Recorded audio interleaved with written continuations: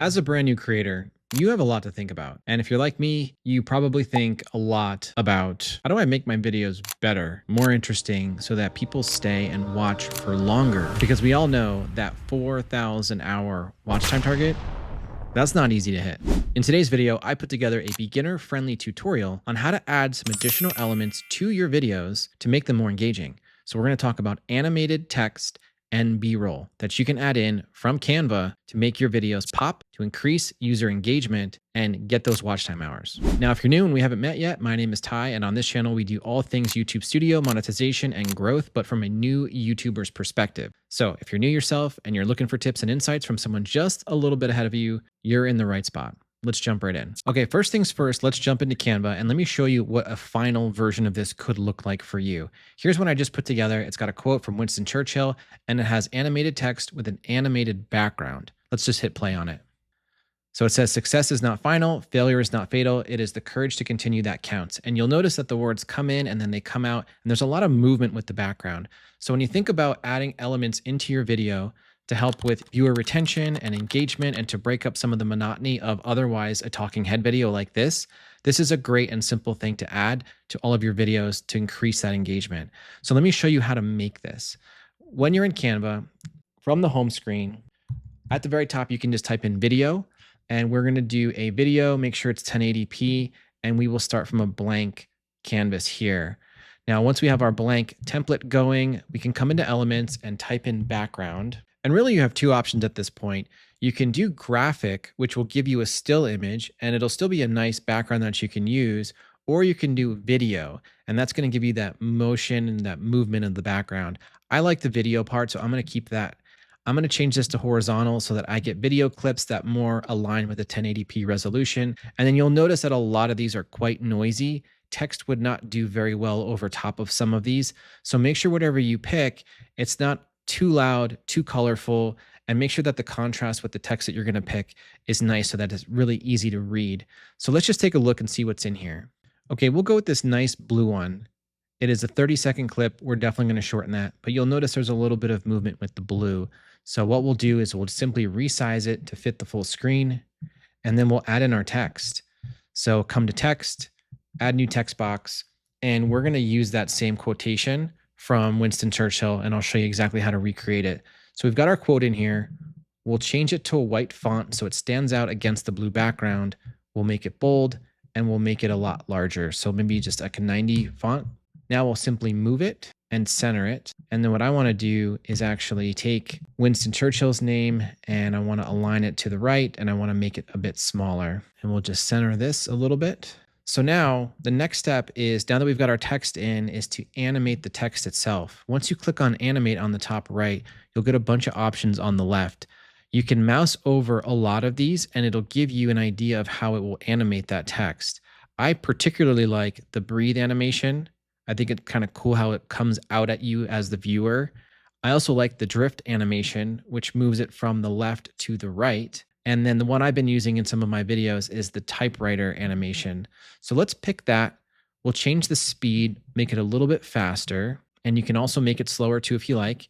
You have an option of making it type in at the character level or as a full word. And then you have all of these other options here as well. But let's just stick with the typewriter for now. So now that we have our typewriter animation in, let's just take a look at what it'll look like. But it's still a 30-second clip and we don't really need it to be that long.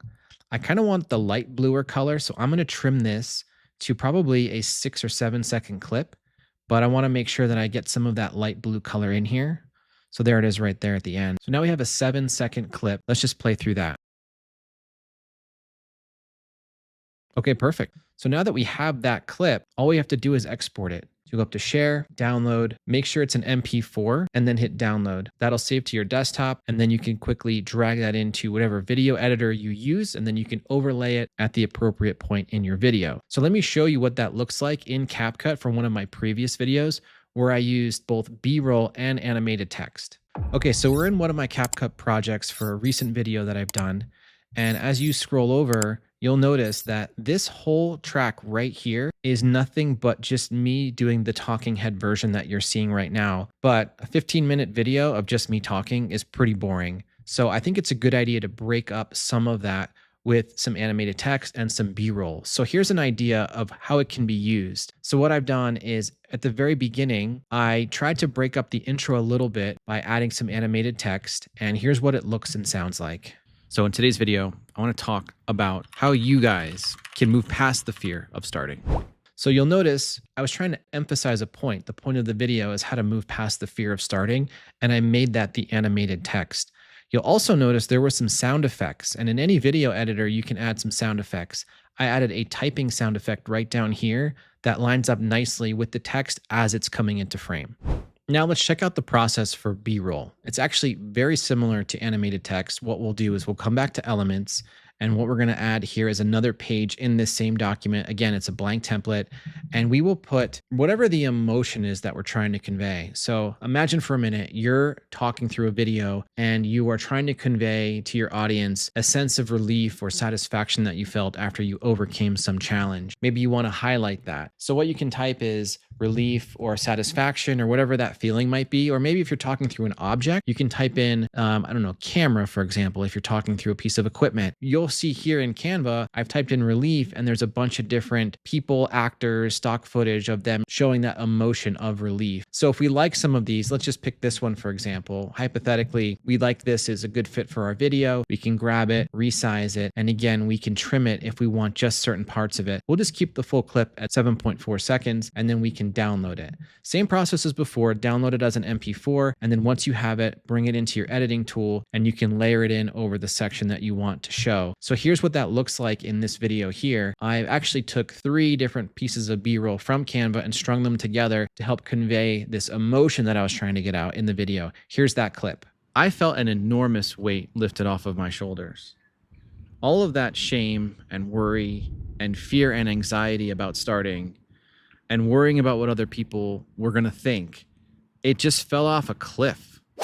So there's a few examples of using B-roll to emphasize the point that you're trying to make. Now, I'll be honest, it's a little time consuming at first to try and find all the different pieces of B-roll and to do all the animated text. But I think what you'll find over time is that the more you do it, the quicker you get at it, the easier it becomes, the more sort of stock footage you aggregate and that you can pull from for future videos. So it's a really good habit, I think, early on, especially if you're like me and the majority of your videos is really just you talking to the camera. It's a really good idea to help break up some of that monotony.